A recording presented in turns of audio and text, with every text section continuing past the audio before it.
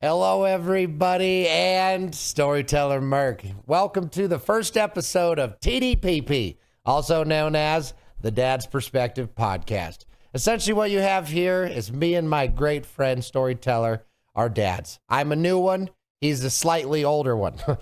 And we've decided that one of the best ways that we could contribute to this world is to share our experiences on fatherhood and what we do right, what we do wrong, and everything about it. So without further ado, thank you and welcome to the show. Storyteller, how are you doing, man? Doing good, dude. Bit Yeah? tired this morning, but Yeah? good otherwise. How are you doing? Good. Tired because of the kid? No, actually, I do not have her right now. Oh, She's all with her right. mom, so Okay. just tired because my sleep schedule gets bonked after she's gone. Oh, I believe it.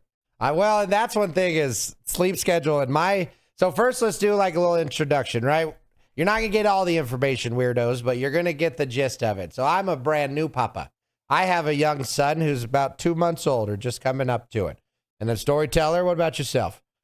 6 years, crazy long 6 years, and separated as well, so co-parenting perspective as well. That's amazing. So, and finding the best way to do it too. So, I mean, you're going to get a lot of perspective. I'm still with Lindsay, plan to be forever. If she's lucky. No, that's less funny this morning. Other days, that joke would have landed. Sorry, baby. I do love you. I promise. But ultimately, in my mind, I didn't really want kids up until I did. And when I wanted kids was way into my adult life, right? Like I was, what would that have been, 34 about, and then me and Lindsay decided, you're like, you know what? Kids actually are starting to make sense.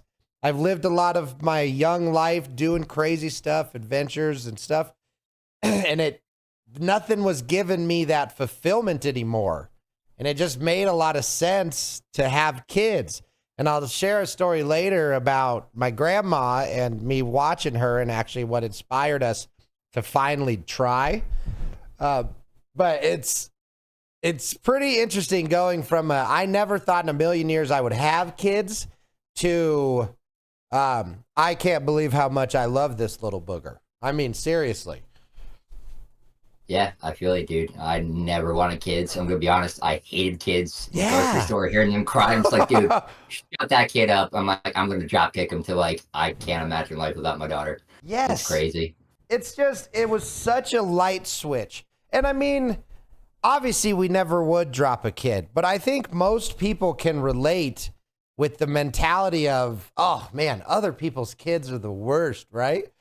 Yeah. And that was always me. And because I felt that way about other people's kids, I never really thought I would like one or want one in the general sense. I mean, I'll say it bluntly, because we planned for Mini Mark. Did you plan, Emma? Yeah, like what was I? I was 26, I think, when we got together, and we were together for a couple months, and then like she's like, yeah, like we should have a kid, and I'm like, no, I'm like, I don't want kids. So I'm like, I don't like them, and yeah, she ended up talking me into it, and I'm like thankful she did because she drives me crazy, dude. But it just, like you said, it's a switch. Yeah. Like as soon as she was born, I'm just like, why did I never want kids? I love this already. So was your attachment immediate, like the moment she came out, or was there kind of like a slow build? For me, honestly, like I was still so enthralled with Lindsay from giving birth that it was cool to see him, but I couldn't believe what Lindsay just accomplished, right? Like you just gave birth. Oh my God. Like I was just amazed at what she did. So the kid was cool and all. And like, obviously I noticed him, but boy, was I just amazed with what Lindsay had done.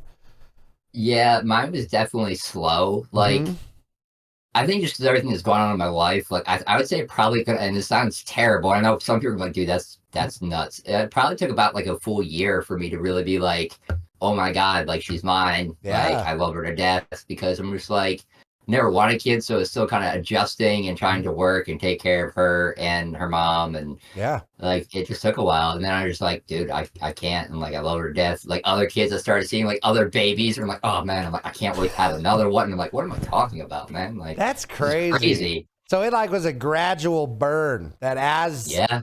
you just kind of, was there an event? Was there a memory you have where you just kind of realized it? Like, wait a minute. Holy cow, I love this girl more than anything I've ever loved in my life. Or I honestly think it was we were in bed watching Lego Ninjago because that for some reason just awesome. she loved that show Yeah. and it was just me and her and she just was like must have gotten tired and she just kind of like rolled on her side and was just looking at me and then I'm just like, yep.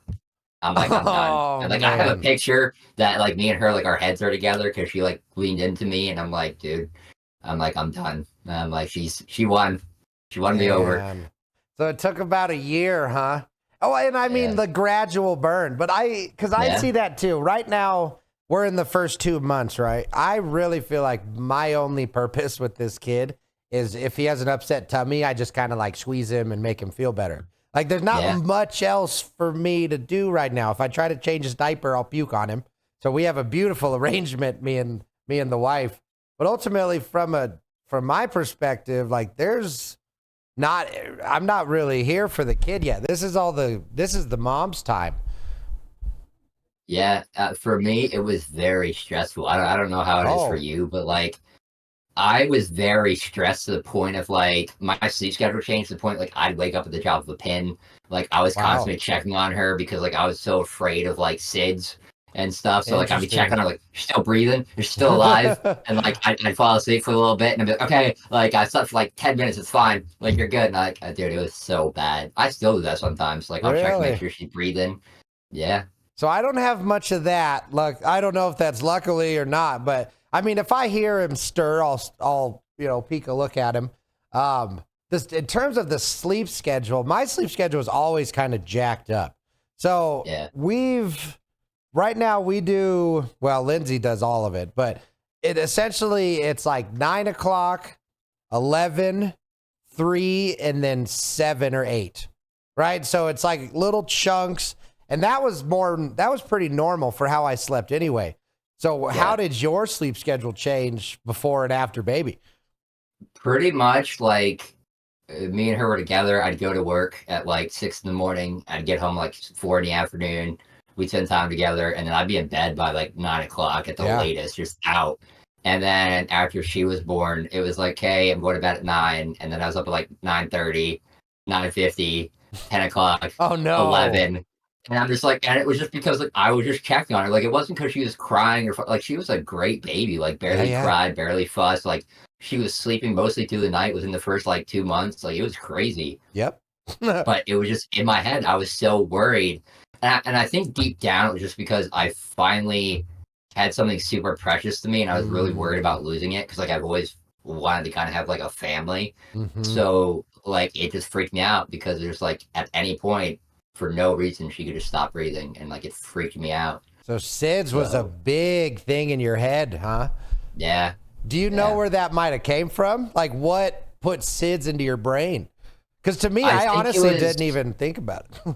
it was honestly her doctor Oh, because like I've never really babysat. I never really was around kids because again, I honestly hate kids. yeah. But like I asked questions. I'm like, hey doc, like like when she's born, like what should we look for? Like, is there anything I should know?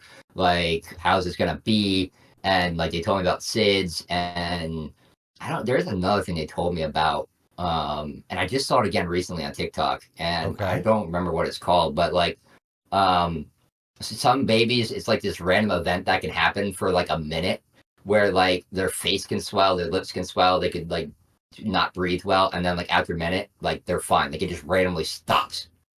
Whoa. And Sounds like a crazy yeah, allergic reaction. and they're like, yeah, they'll be fine. You just like lay them on their side and you like tap your back, stimulate them a little bit, and they'll be fine. Like just make sure they see a doctor, Yeah, make sure yeah. everything's okay. And I'm Huh. like, cool. But like SIDS was the biggest thing. I'm like, because like, okay, like, yeah, that's scary, but you tell me they're gonna be fine. I'm like, but SIDS, like, what do you do? And I'm like, Well, other nothing. than call That's 911. yeah. Exactly. And I'm like, I've seen so many stories since then about it, and like it breaks my heart. I'm like, it just Man, freaked me out. I bet. And then after that first year, after that I was fine. But So like about a still in the back of year. my head, Yeah. it still worries me a bit sometimes because I'm just like, you never know, especially when she gets sick. Yeah. Oh my That's gosh. You'll get there, dude. The first time your kid is sick, you are going to just be heartbroken I and bet. feel so useless and just like want to cry because you can't do anything and they can't talk. Yeah. Dude, it's Do you so remember? that's the worst. Do you remember the first time she was sick? She got sick, I want to say probably first like 6, 7 months in. She just had a bad cough, a bit of a fever.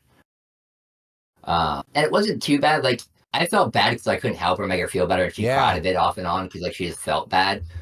But it was, I think, when she was about, I want to say 2 or 3, when she got super sick for the first time. That was the most terrifying experience of my life with her. And like she'd fallen down the steps before that when she had first started to walk, and like my ex doesn't let me forget it because I'm sure like you sometimes like when you're in scary situations, like you tend to like make a joke to like make people feel better and like not panic yourself. I'm the inappropriate joke guy. Exactly. Funerals, all the time. She was walking and she went to go downstairs, and I said, "Sweetheart, no, you need to wait. I'm gonna take you downstairs to mom and we're gonna leave." And I turned around to finish brushing my teeth, and you just heard the. Oh no! And I turned around to see her cartwheeling, and dude, oh no! I just started laughing. Her mom screaming, panicking. She hit the linoleum floor at the bottom. She's crying. Oh, I bet. Her mom's freaking out. I came running down the stairs, and she's just like a mess. Like I'm trying to keep calm because I'm like I gotta be. I'm like the two parents freaking out ain't gonna work. Yep. So like I stay on the phone at 911. I'm like, I need you here in a hurry. Like my daughter fell on the steps. Like please hurry. Yeah. And like and I'm like, they're like, no, she's fine. Like she's okay. I'm like, that's we'll get her checked awesome. just to be safe. And I'm like, okay. So like they took an ambulance. I drove, and the doctor's like, yeah, she's fine. Like kids are more resilient than you think. Oh, good. I bet your heart was just woo. Oh, dude, my heart dropped. But I'm like, I can't panic. I'm like, because parents panicking, like it's a hot mess. Mm-hmm. And ever since then, but now they took a trip to every year a lake near we call Lake Tobias, and they go camping. And they came back because I had to work. I couldn't get off, and she was sick. Like she had really bad diarrhea, really bad fever. Oof. We couldn't figure out what was wrong. So she took her to the hospital.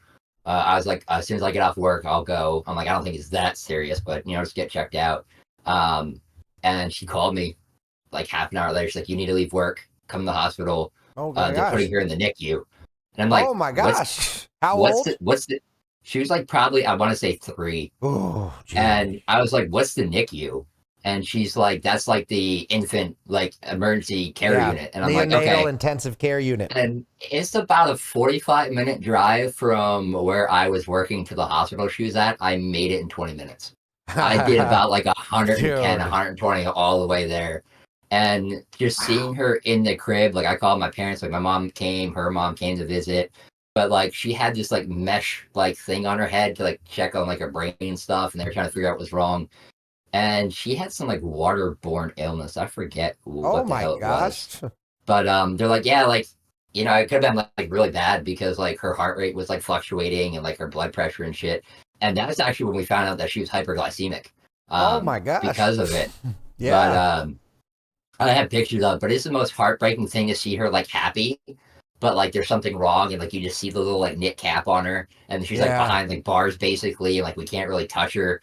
And dude, it was the absolute worst. And I'm like, I never want to go through that again in my life. That was the only time.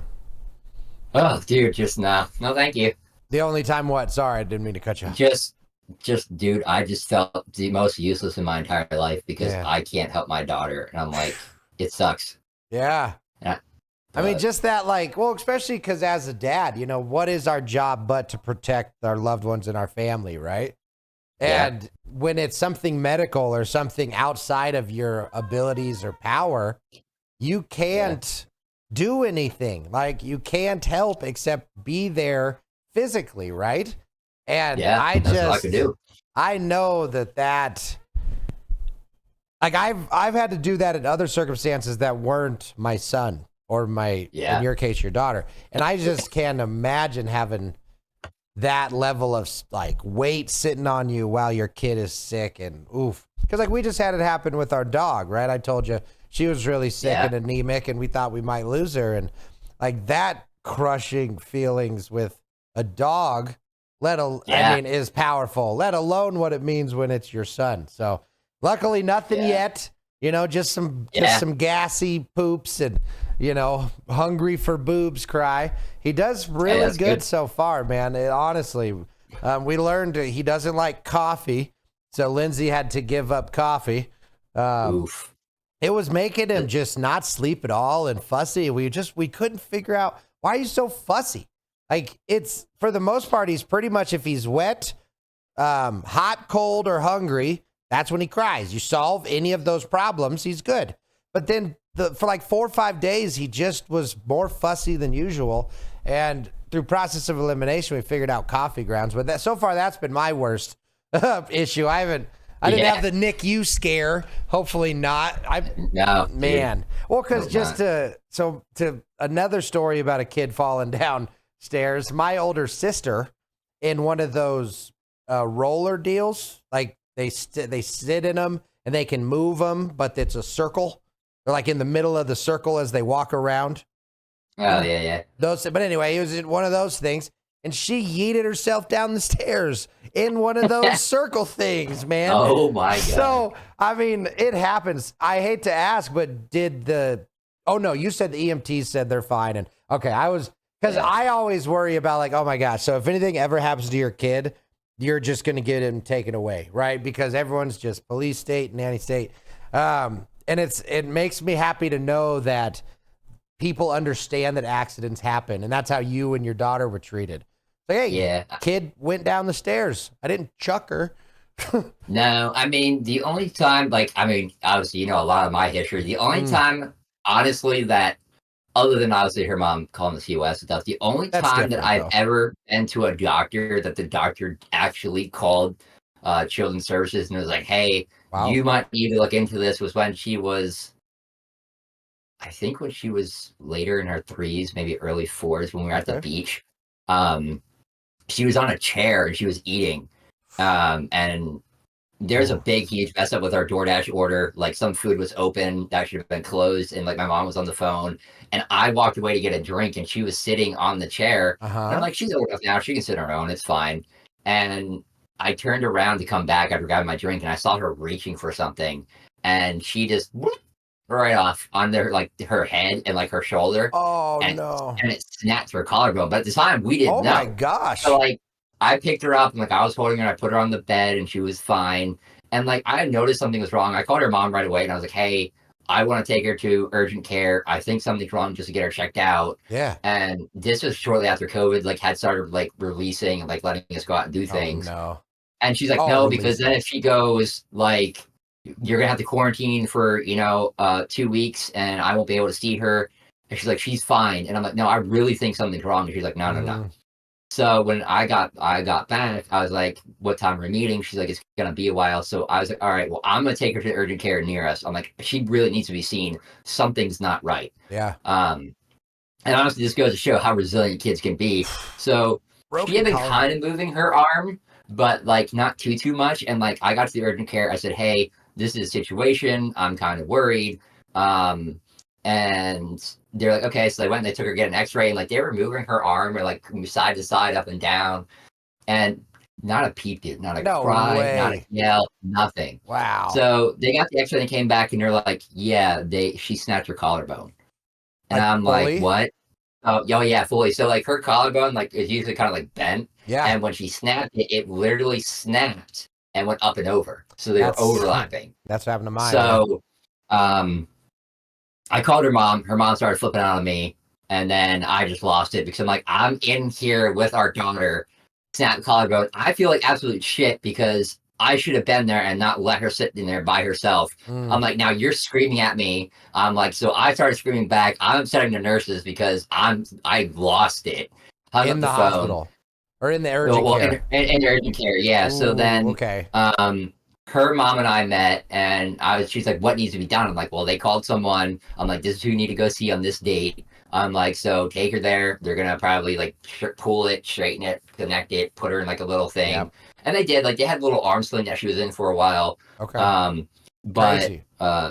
God forbid you listen to dad. So she took her to a hospital, and I don't know exactly what she told the hospital, but they ended up calling CYS, and CYS came to my house, and they're like, "Well, we heard that like there's a possibility you snapped your daughter's collarbone," and I'm like, Oh, wow.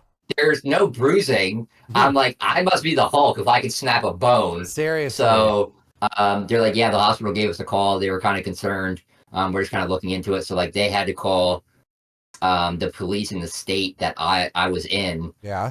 And like they contacted the hotel and they're like, hey, we need to see the room that they were in and like see the tables and stuff like that. And like they did a little investigation. They're like, yeah, like it happens. Kids have accidents. Like Yeah. like the force you would have to do to break a bone is pretty crazy. But hey, the hospital was concerned, so we had to fall. I'm like, no, I get it, Yeah. But that's the only issue I've ever had where like a medical person is like, hey, it's kind of weird. We need to look into it. But other than that, yeah, they're pretty understanding. You love to see that, man. And you love to see Yeah. that on the investigation side, they treated you like a human also. Yeah. Like they asked the questions because ultimately you don't want a kid to be being abused. Nobody does. No. That's why these systems exist in the first place. But what you got to make sure happens is if we have systems in place to protect kids, that they do. And they're actually protecting kids and not just ruining people's lives or being weaponized. So it's so nice to hear that. And again, we have other conversations that aren't for this, but like ultimately, it's so nice to hear that you were treated like a person. You weren't in fear to bring her to the hospital or bring her to the urgent care. And ultimately, it all worked out because she was good. She got her stuff fixed, right? And then she's growing up like the being she is. Yeah, man, she's growing quick, man. So I got hurt a lot as a kid, a lot. And there's just no way he's not going to probably a bigger degree as me. Oh, 100% a boy.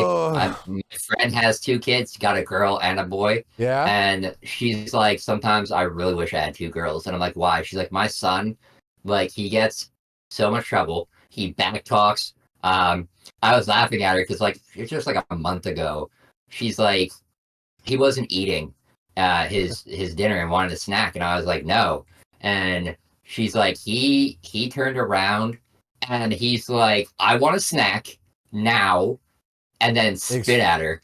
And I started laughing. Oh my God. And I'm like, and this is why I don't want a boy. I was like, I want a girl. I'm like, because every time I've heard about boys, I'm like, they're just sassy monsters. I'm like, they don't listen. I'm like, they get into so much trouble. I'm like, and when they get older, I'm like, the stupid crap I used to do, I'm like, I can only imagine. Yeah. I'm like, no, thank you. I feel like a boy is a lot more stressed than a girl. See, and oh man, I think even though I'm pretty good at relating to women, I just can't. I think I'd be so much more stressed with a daughter. Like ultimately, I do want to have one still, a daughter. But I am so glad that I got a son first because I know how to handle a pain in the ass ruffian, like I know how to deal with a headstrong, like I know how to do all that. I don't exactly know how to deal with the maniacal mind that is a young girl. They're smart. Yeah. She is. They get in there, man. Yeah, I mean she's 6, but dude, I'm telling you, she knows how to like get what she wants. Because like, I bet. When she's at her mom, she'll ask sometimes for things, and I'll get a phone call, and she'll be like, "Go ahead, tell dad what you just said," and she's like, "Daddy," and I'm like, "No, here we go." I'm like, "I already know," and she's like, "I want this backpack," and mommy said no. She's like, she's like, she told me to call you. She's like, because I told her if she doesn't get it for me, you will. And I'm like, excuse me? Wait a minute. I was like, no, this isn't how this works. And she's like, but I've been so good, Dad, please. Wow. And I'm just like, oh, kid. I'm like, all right. I'm like, yeah, it's fine. I'm like, I'll send mom the money. You can have it. Did she? Oh, what a stinker. Knows, dude. Sometimes, man, I give in because I'm like, you're right. You have been good. I'm like, once in a while, it's okay. Yeah. But dude, she knows. She knows how to play us. How have you tried to like balance that because you want to have her be cute and fun and do stuff like that, but also not have her be a manipulative little shit. Like, how do you draw the line on like, no, like, I know you're being cute, but Quit being a little So shit. it's gotten worse over the last few months, and like I was trying really hard not to draw that line after everything that kind of happened lately with her. Mm-hmm. But it started getting to the point like when we went to the gas station or we went to the grocery store, she'd be like, "Can I get something?" And I'm like, "No," and she'll be like, "Well, I always get something," and that's when I was like, "All right, like we need to like cut this out." So I'm just like, "Sweetheart," I'm like, "You can't get something every time we go to the store. Like that's not how this works." And I'm like, I started being like, look, like if you're good for like a whole week with mom, I'm like, I'll maybe get you something like once in a while. I'm like, but you need to be good and you need to be good in school. I'm like, and I told her mom the same thing. I'm like, because she's severely spoiled by not only her grandparents, but both of us. So like I started being like, look, like you weren't good. I'm like, you're not getting anything. I'm like, because I'm like, you can't put the expectation on the child that like they're just gonna get something simply because we go to the store. Because I'll tell you now, that got to the point where she went with my parents. She was spending time with them, and they went to Walmart.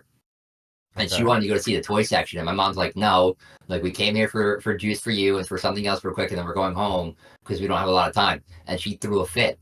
And my mom told me about it. And I'm like, nah, like I'm not having one of them kids screaming and crying in the toy section because they want something.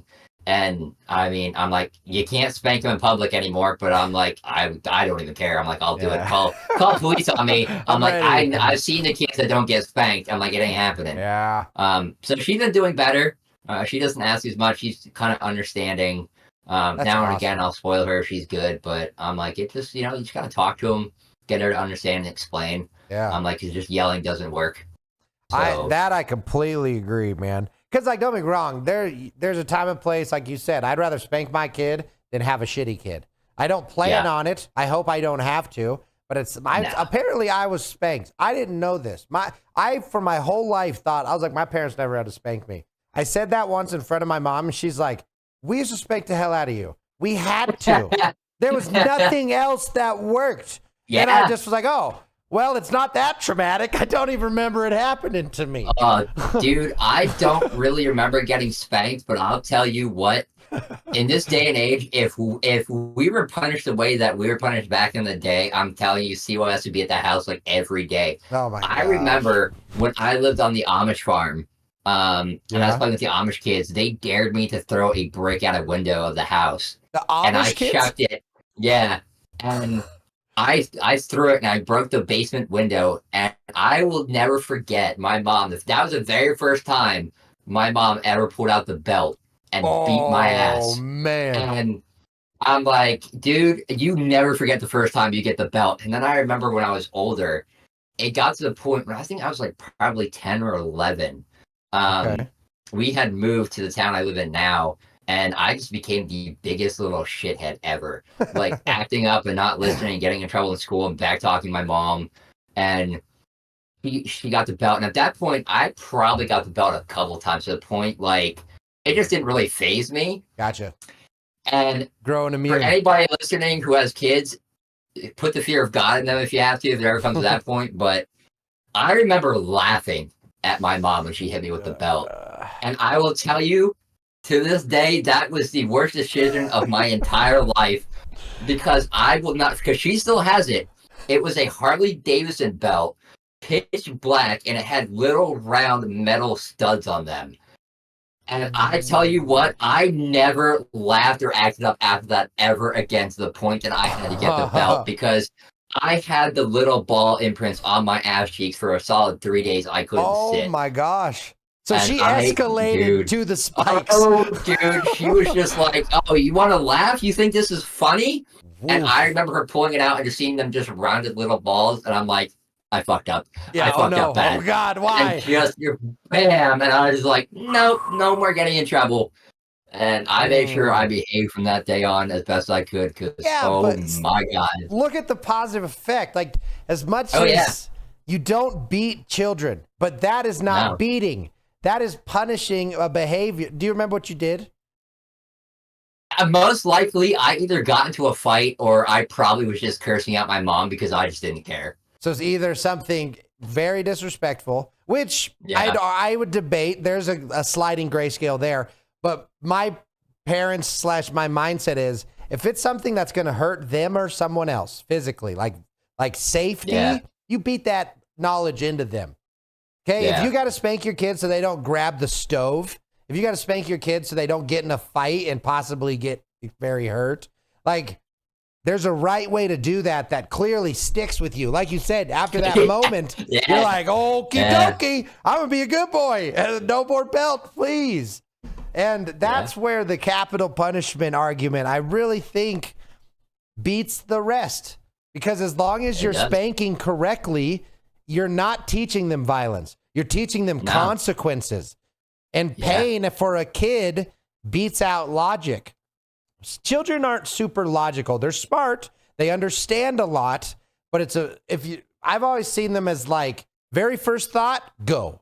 So if they're smart, they tend to have good first thoughts and go. But if they're dumb, if their first thought is a dumb thought and they go, you can't reason. You can't be like, listen, that's a hot, you'll get burned. They're like, but I'm not burned. So until it hurts, Mom, it's not scary.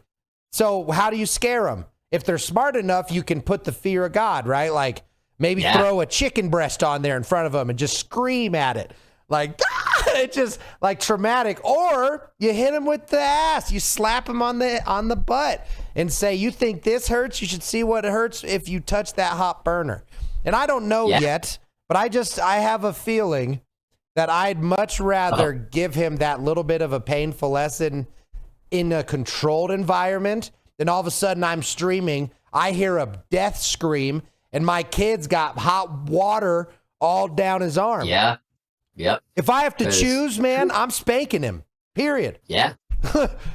Like what I did for Emma when and you'll see, because I always tell my friends, like, if you have kids, I'm like, when they get to that spot, when they can start walking half decently, I'm like, think puppy. I'm like, because that's literally what your child becomes, is a puppy. Yeah. They want to explore everything. They want to touch everything. I'm like, and you can tell them no, but they're not going to listen. So the stove thing, like Emma, she used to try to put her hands up there. And I'm like, it's not enough. I feel like that warrant a spank. I'm like, even though she didn't listen, I'm like, I would smack her hand. And I'd be like, no. And then like I would escalate and I would like smack her hand and I would raise my voice every time. Yep. And to this day, I think I've only ever spanked her twice. Once because she wouldn't leave an electrical socket alone, even though I had those plugs in. She'd rip them out. Oh my and try to stick it back in. And I'd yell at her and she would listen. And I spanked her and she didn't do it again. And then another time was she went back to the stove as she got older and she could reach more. And I was cooking noodles and she grabbed the pot handle. And I have never jumped out of my chair to go over there as fast because I was like, she knows better. I don't need to worry about it. She's not really doing anything. Yep. She got spanked that day. But I try very hard not to yell at her anymore, especially as she's gotten older, because she has like kids, they have goldfish memory. Like, they'll do something bad, you yell at them, maybe take their toys, but they're not going to remember within an hour of like why they got in trouble. I get you. And I try to explain it to her mom because at her mom's house, she acts up all the time. And her mom like takes stuff away, she'll ground her, she'll stick her in the corner. And I'm like, she's not going to remember tomorrow what she did wrong. Like, so it's not helping. I'm like, you just need to explain to her what she did wrong, get her to understand that you're not happy. I'm like, and that's it. Yeah. And her mom has to yell and scream and holler to get her to listen. And I'm like, I just got to be like, Emma, no. And she'll usually listen. Or I'll be like, Emma, 1. And if I get to 2. Oh, the count. Oh, my God. I emphasize and I'll be like, Emma, 2. And she will stop whatever she's doing. I'm sorry. Or she will go and do it. Yeah. And her mom's like, I don't understand. Because she tells me all the time that she's scared of you, but she doesn't say why. And I'm like, I have only ever yelled at her, I'd say, since she was probably 2. Okay. 4 times. Like, generally raised my voice to the point I was yelling. I'm like, and I've asked her many times when we've been on the phone with her mom that she's not listening. And I'm like, why are you afraid of Dad? And she's like, I don't know. And I'm like, is it because I yell? And she's like, yeah, I don't like when you yell. I'm like, okay, but why don't you get upset when Mommy yells at you? And she's like, I don't know. I'm like, is Daddy scary when he yells? And she's like, yes. I'm like, okay. And I'm like, and that's all it takes. Doing your job. I'm like, you get that. Get that fear in them without having to spank or like do anything crazy. Yeah. I'm like, you're good. I'm like, because you're not mentally really harming them. I'm like, they know what they did wrong. I'm like, you sit down, explain it, and you're good to go. I'm like, she is so well behaved for me. I rarely ever have to discipline her for anything. That's I'm amazing. like, it's insane. So how much of that do you think is obviously you're doing it right and versus the dad, right? Like there is an authoritative presence to us, right? It's different. Because I remember, I had I got nothing but good grace to say of my family. But me and my dad didn't talk much growing up. He worked all the time and we just ended up not seeing each other often. Right. But ultimately, I always respected Papa. And it wasn't that he didn't yell at me, he didn't beat me. He had the presence. His one was like done. Like I don't need a 2. Mom could get to like 2.75, right? Because I'd be like, oh yeah, because the 3 is call dad. So I'm gonna call your dad. Like, okay, I'm done. I'm sorry. I'm sorry. So do you think as a dad, there's just an authority to that, almost ingrained?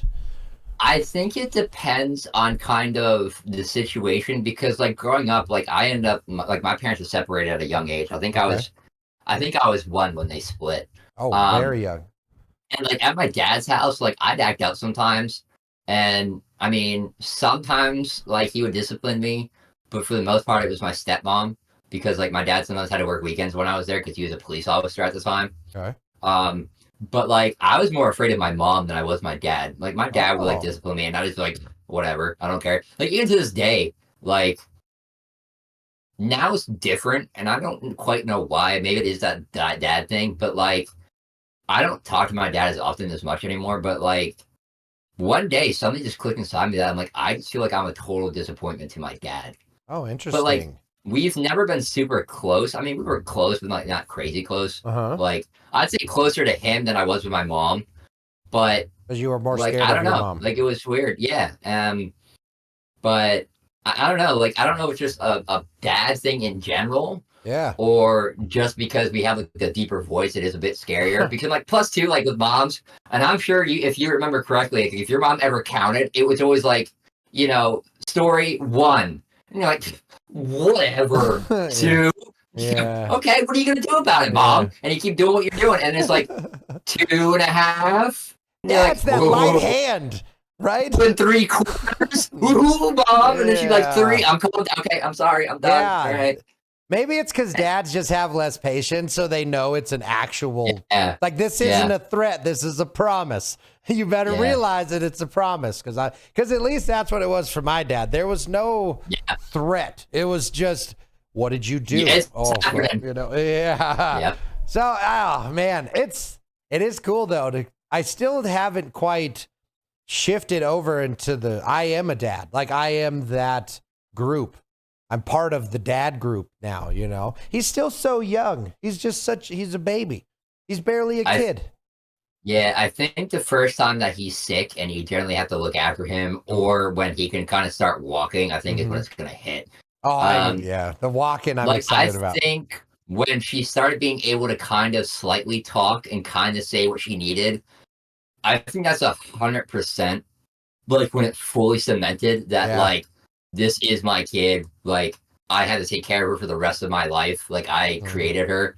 Like the hospital was really scary and stuff like that, but like the first being able to kind of talk and like when something was wrong, and she got sick and she's like, "Dad, I hurt." Because like she couldn't say full sentences, but like she can't say like what's wrong, but she just knows she doesn't feel good.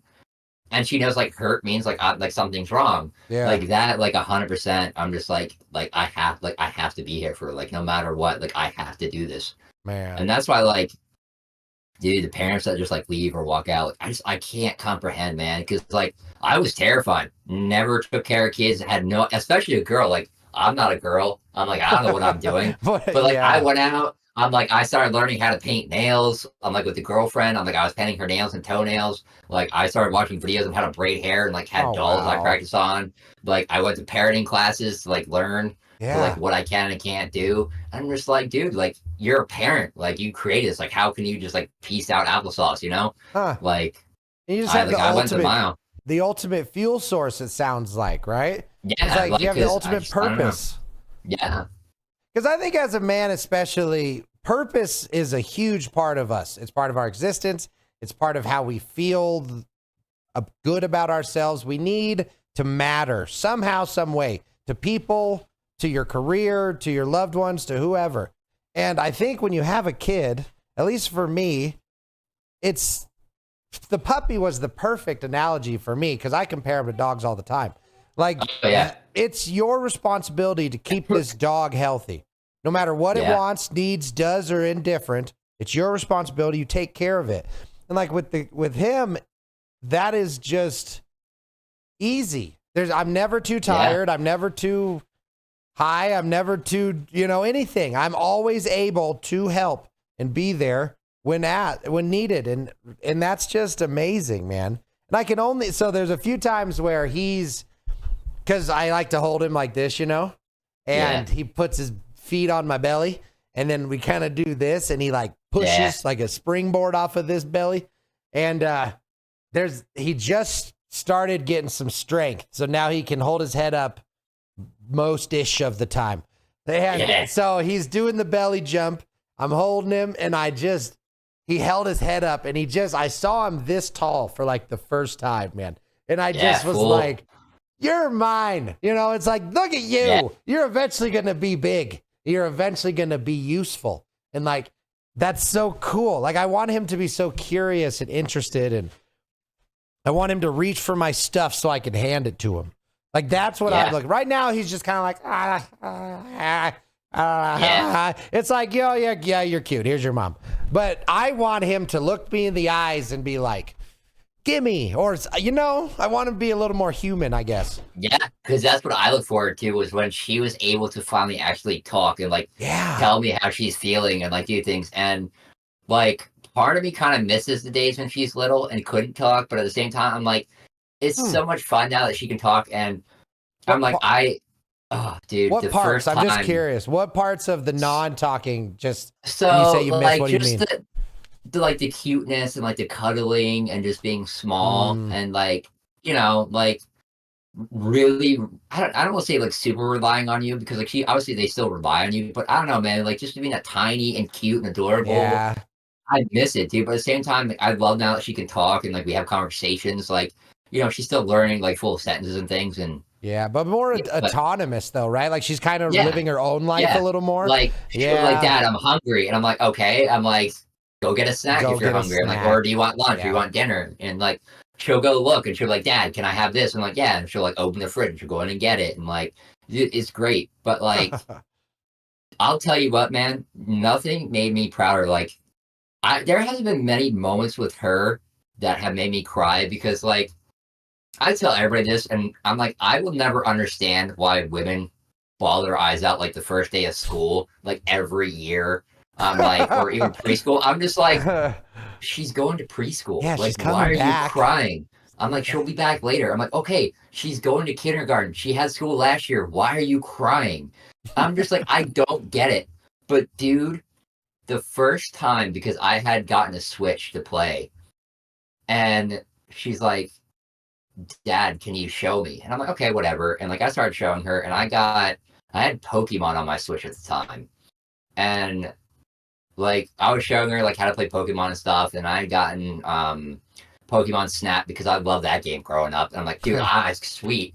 And that was the first game that she played. And she's like, Dad, and I'm like, what? She's like, can I play a game?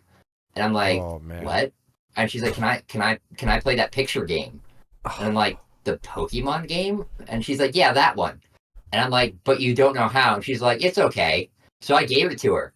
And like, she figured it out within like half an hour. Wow. And like, she's like, Dad, look, like I got a picture. And like, she was showing me, dude, I'll tell you what, that night when she went to bed, I fucking bawled my eyes out. Because like, I'm like, yo, my kid is into gaming. And like, she plays like Roblox now on her tablet. Like, she has learning games on her tablet for like sounds and like sounding out words and like learning colors and stuff like that. And I'm like, never in a million years would I have thought my kid would have gotten into gaming. But like, she'll ask me sometimes, we'll be sitting on the floor like playing like blocks or like just chilling, and I'll be watching something on my phone. She'll be watching a video while she eats, and she'll be like, Dad, and I'm like, what? She's like, can you play the dinosaur game? And I'm like, what? She's like, can you play your dinosaur game? She's like, I want to see the dinosaurs. And like, I'm like, okay, I guess. Like, because I tried really hard not to game when I have her. And like I'll get on and like I'll boot up Ark and like I'll go taming dinosaurs that she wants to Yeah. see, and I'll let her name them and stuff like Oh my that. And I'm just like, gosh. dude, it just warms my heart that like my daughter isn't something that I'm into, and like I could pass that on. I, And like, oh, dude, and I it just can't wait happened, until. right? Uh, Like she yeah, just like I started never. doing that. Yeah, like she just asked and wanted to, and like I never like because I'm like I want you to like what you're gonna like. Like I'm never gonna like try to push what I like onto you. I'm never gonna make you watch it. Like, and I rarely gained when I had her because I'm like when I have you, that time is with you. I'm like I Yeah. never want to neglect you. Even with like Nightmare Before Christmas, I have Nightmare Before Christmas stuff everywhere. Yeah. But I've never watched a movie with her. I've never listened to the songs. Like I just had the stuff. And one day she was just like, Dad, she's like, can we watch the movie? I'm like, what movie? She's like, the Jack movie. She's like, I watched it with Pop Pop.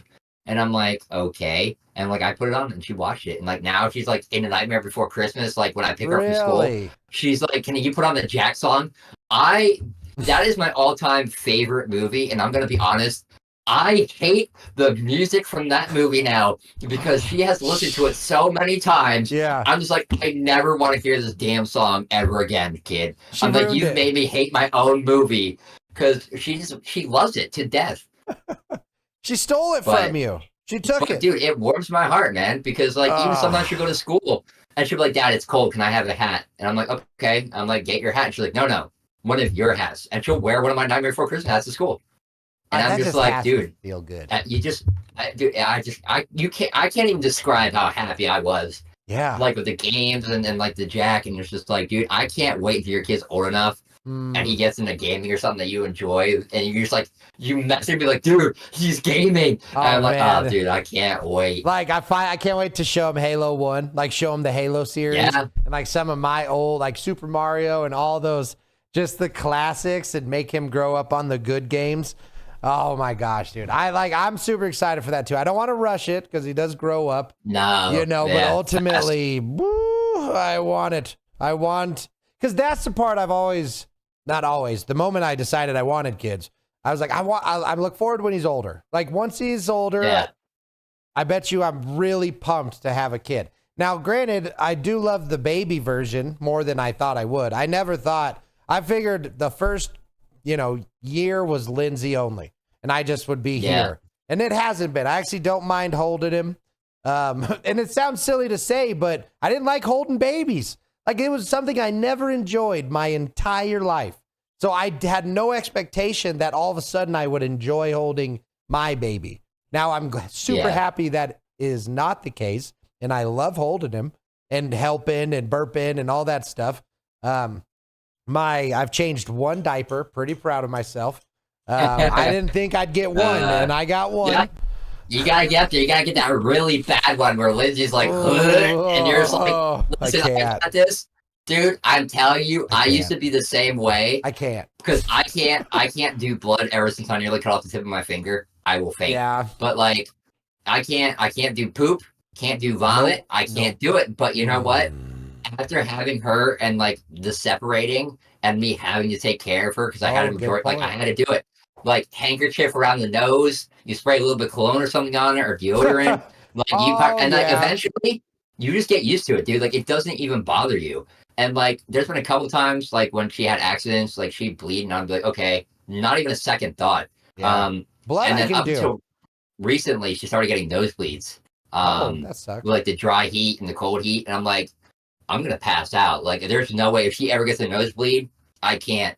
And I remember just what was it last Tuesday? Yeah, it was last Tuesday morning when I took her to school.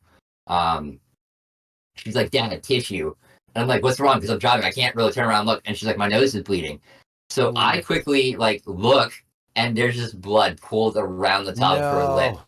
And I'm like, cool, I'm gonna pass out. I'm like, because that's a lot of blood. But I threw a tissue back there.